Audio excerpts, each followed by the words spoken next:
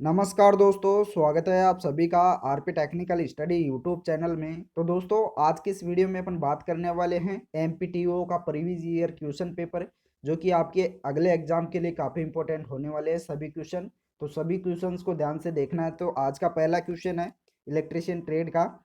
बिजली की आग के मामले में हमें इस्तेमाल करना चाहिए, बिजली की आग को बुझाने के लिए हमें किसका इस्तेमाल करना चाहिए? तो इसका राइट आंसर हो जाएगा कार्बन डाइऑक्साइड का। राइट आंसर क्या हो जाएगा? CO2 का। अगला क्वेश्चन,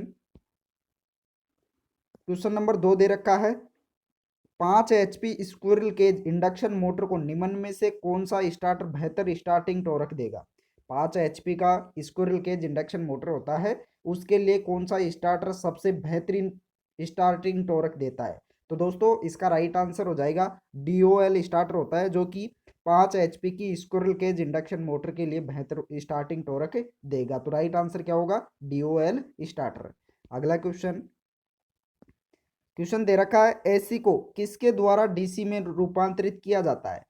एसी होती है अर्थात अल्टरनेटिंग करंट होता है, उसको डीसी में किसके द्वारा रूपांतरित किया जाता है, डायरेक्ट करंट में किसके द्वारा बदला जाता है? तो दोस्तों, इसका राइट आंसर हो जाएगा रेक्टिफायर के द्वारा। राइट आंसर क्या होगा? रेक्टिफायर।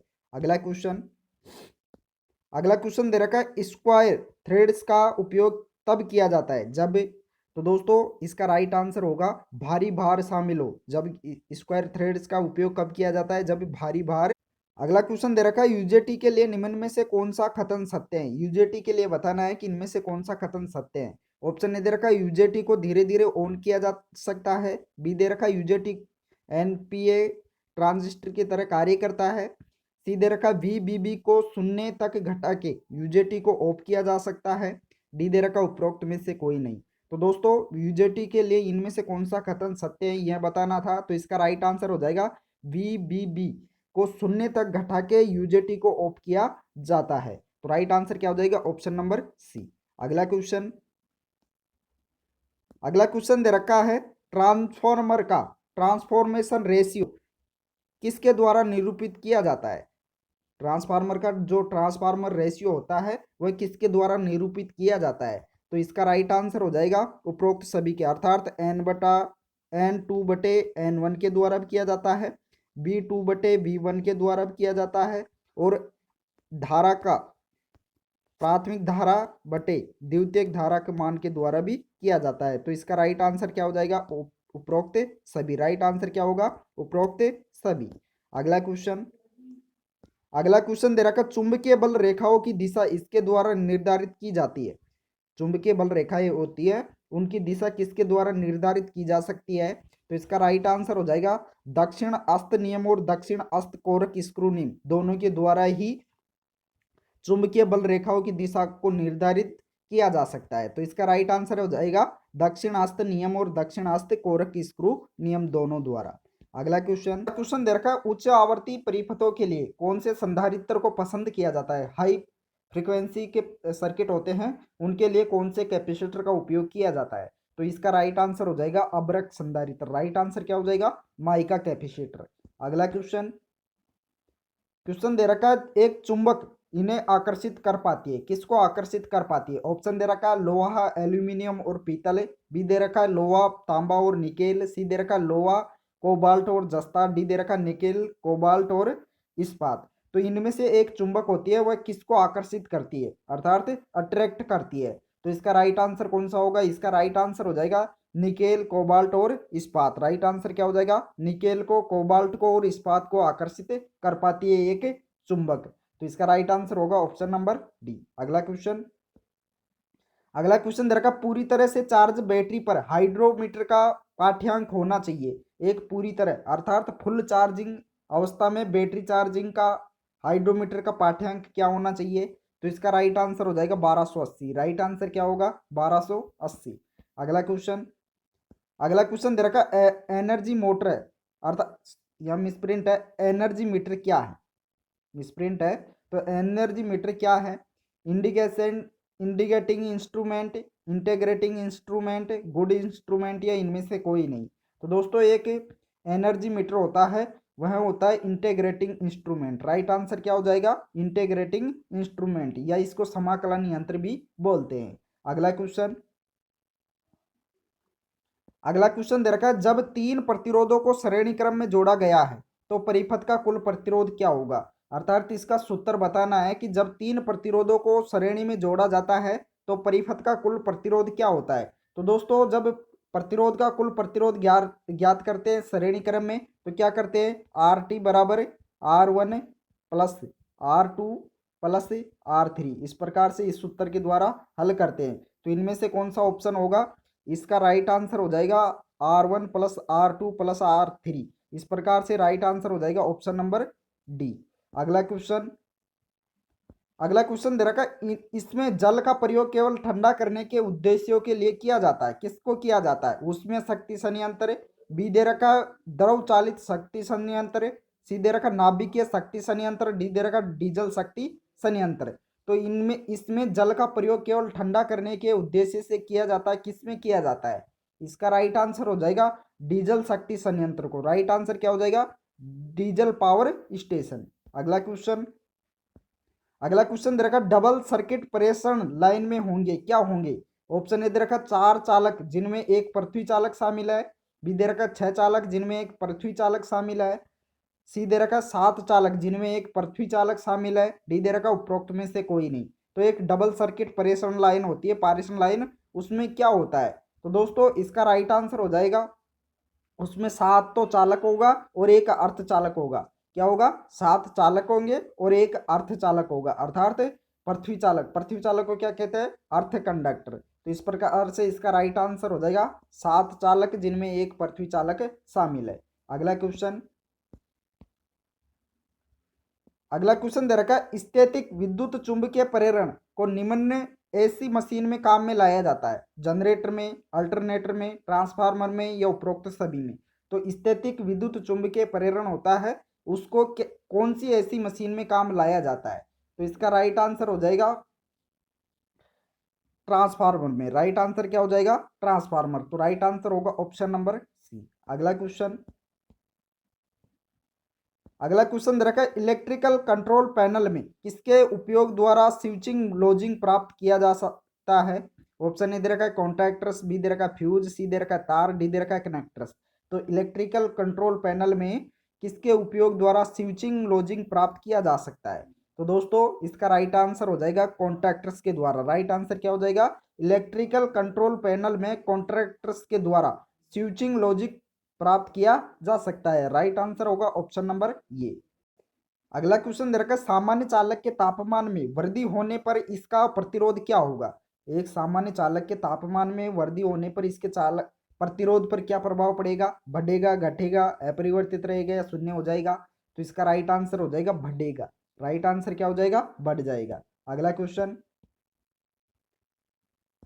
दे रखा है, ट्रांसफार्मर का कार्य है, ट्रांसफार्मर का मुख्य कार्य क्या होता है। डीसी वोल्टेज को बढ़ाना या घटाना, एसी वोल्टेज को बढ़ाना या घटाना, या एसी वोल्टेज की आवृत्ति को बढ़ाना या घटाना, डी दे रखा उपरोक्त में से कोई नहीं। तो एक ट्रांसफार्मर होता है, उसका मुख्य कार्य क्या होता है। तो दोस्तों इसका राइट आंसर हो जाएगा एसी वोल्टेज को बढ़ाना व घटाना होता है। राइट आंसर क्या हो जाएगा, एसी वोल्टेज को बढ़ाना व घटाना होता है मुख्य कार्य ट्रांसफार्मर का। राइट आंसर होगा ऑप्शन नंबर बी। अगला क्वेश्चन दे रखा है, जब 3 फेज अल्टरनेटर प्रतिरोधी भार पर सप्लाई करता है तो आर्मेचर रिएक्शन फ्लक्स क्या होगा। जब 3 फेज अल्टरनेटर प्रतिरोधी भार सप्लाई करता है तो आर्मेचर रिएक्शन फ्लक्स क्या होगा।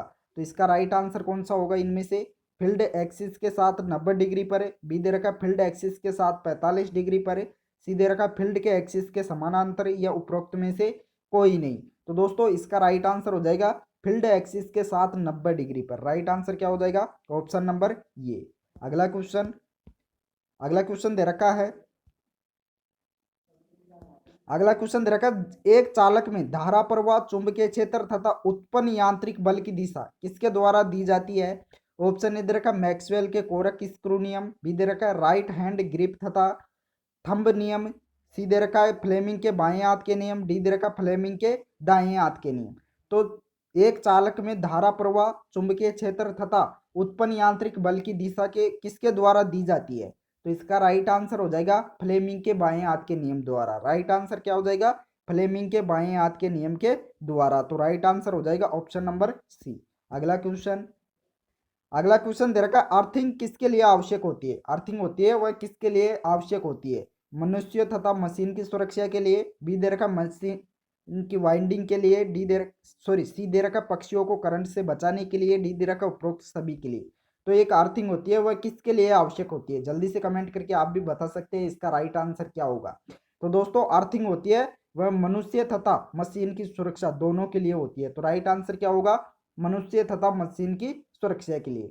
अगला क्वेश्चन, तो दोस्तों अगला क्वेश्चन दे रखा है, एक परिनलिका में उसकी क्या होनी चाहिए? लंबाई और चौड़ाई बराबर होनी चाहिए, लंबाई चौड़ाई से बड़ी होनी चाहिए, या चौड़ाई लंबाई से बड़ी होनी चाहिए, या उपरोक्त में से कोई नहीं। तो एक परिनलिका होती है उसमें क्या होना चाहिए? राइट आंसर कौन सा होगा इनमें से? तो इसका राइट आंसर हो जाएगा लंबाई चौड़ाई से बड़ी होनी चाहिए। राइट आंसर क्या हो जाएगा? लंबाई चौड़ाई से बड़ी हुई होनी चाहिए। तो राइट आंसर हो जाएगा ऑप्शन नंबर बी। चलिए अगला क्वेश्चन, क्वेश्चन नंबर 23 दे रखा है, डीसी वोल्टेज के ठीक माप के लिए किस प्रकार के यंत्र को पसंद किया जाएगा? एमसी टाइप है, एमआई टाइप है, या विद्युत गतिकीय टाइप, या उपरोक्त में से कोई नहीं। तो डीसी वोल्टेज के ठीक माप के लिए किस प्रकार के यंत्र को पसंद किया जाएगा? तो इसका राइट आंसर हो जाएगा एमसी टाइप। राइट आंसर क्या हो जाएगा? ऑप्शन नंबर ये। अगला क्वेश्चन दे रखा है, यदि 12 पोल वाला अल्टरनेटर को 50 हर्ट्ज आउटपुट उत्पन्न करना है तो इसे निम्न गति पर घूमना चाहिए, 1500 आरपीएम, 1000 आरपीएम, 500 आरपीएम, या 250 आरपीएम। तो यदि आपको 12 पोल दे रखा है और फ्रीक्वेंसी दे रखी है 50 हर्ट्ज, तो इसमें गति कितनी होगी? गति ज्ञात करके बताना है। तो गति ज्ञात करने का सूत्र क्या होगा? एन बराबर एफ इंटू 120 बटे पोल्स की संख्या। इस सूत्र के द्वारा गति ज्ञात कर लेंगे। तो एफ का मान दे रखा है 50 हर्ट्ज, तो 50 गुणा 120 बटे पोल्स की संख्या कितनी दे रखी है? पोल्स की संख्या दे रखी है 12। तो 12 ये कट जाएगा इससे 10 बार, 50 को जब 10 से गुणा करेंगे तो राइट आंसर हो जाएगा 500 आरपीएम। राइट आंसर क्या होगा? 500 आरपीएम। अगला क्वेश्चन दे रखा है, धारिता की इकाई है, धारिता की इकाइयाँ है फेरड, और धारिता प्रतिघात की इकाइयाँ है। तो राइट आंसर कौन सा होगा इनमें से? इसका राइट आंसर हो जाएगा ओम। राइट आंसर क्या होगा? धारिता की इकाइयाँ है फेरड, और धारिता प्रतिघात की इकाइयाँ है। तो इसका राइट आंसर हो जाएगा ओम। अगला क्वेश्चन दे रखा है, प्रकाश उत्सर्जक डायोड तब प्रकाश उत्पन्न करती है जब वह होती है फॉरवर्ड बाइस में, अनबाइसड, या रिवर्स बाइसड, या उपरोक्त में से कोई नहीं। तो प्रकाश उत्सर्जक डायोड तब प्रकाश उत्पन्न करती है जब वह होती है। तो इसका राइट आंसर हो जाएगा जब वह फॉरवर्ड बाइस में होती है। राइट आंसर क्या हो जाएगा? फॉरवर्ड बाइस। अगला क्वेश्चन दे रखा है, तुल्यकालिक मोटर में डैम्पर वाइंडिंग का कार्य क्या होता है? तुल्यकालिक अर्थात सिंक्रोनस मोटर होती है, उसमें डैम्पर वाइंडिंग का क्या कार्य होता है? हंटिंग प्रभाव को कम करना, मोटर को चालू करना, या मोटर को बंद करना, या हंटिंग प्रभाव को कम करना और मोटर को चालू करना। तो इनमें से राइट आंसर कौन सा होगा? तो दोस्तों तुल्यकालिक मोटर में जो डैम्पर वाइंडिंग होती है उसका कार्य होता है हंटिंग प्रभाव को कम करना और मोटर को चालू करना। तो राइट आंसर हो जाएगा ऑप्शन नंबर डी। अगला क्वेश्चन अगला क्वेश्चन दे रखा, डीसी मशीन में इंटरपोल्स किसके द्वारा जुड़े होते हैं? संट फील्ड के साथ श्रेणी क्रम में, सीरीज फील्ड के साथ श्रेणी क्रम में, सीरीज फील्ड के साथ समानांतर क्रम में, या आर्मेचर के साथ समानांतर क्रम में। तो डीसी मशीन में जो इंटरपोल्स होते हैं वे किससे जुड़े होते हैं? राइट आंसर कौन सा होगा इनमें से? तो दोस्तों इसका राइट आंसर हो जाएगा सीरीज फील्ड के साथ में श्रेणी क्रम में जुड़े होते हैं। राइट आंसर क्या हो जाएगा? सीरीज फील्ड के साथ में श्रेणी क्रम में जुड़े हुए होते हैं डीसी मशीन में इंटरपोल्स। अगला क्वेश्चन अगला क्वेश्चन दे रखा, बिजली की चोरी से बचने के लिए यह पूर्वोपाय लिया जाता है। ऑप्शन ए दे रखा, ऊर्जा मीटर की गति को सील करना, ऊर्जा मीटर टर्मिनलों को सील करना, ऊर्जा मीटर के बाद पूर्तिकर्ता फ्यूज उपबंधित करना, या उपरोक्त सभी। तो दोस्तों इसमें सभी क्या है? गलत है, अर्थात इसमें राइट आंसर हो जाएगा इनमें से कोई भी नहीं। इसमें राइट आंसर क्या होगा? इनमें से कोई नहीं। इसका राइट आंसर होगा इन चारों में से कोई सा भी नहीं है बिजली की चोरी को बचाने के लिए। अगला क्वेश्चन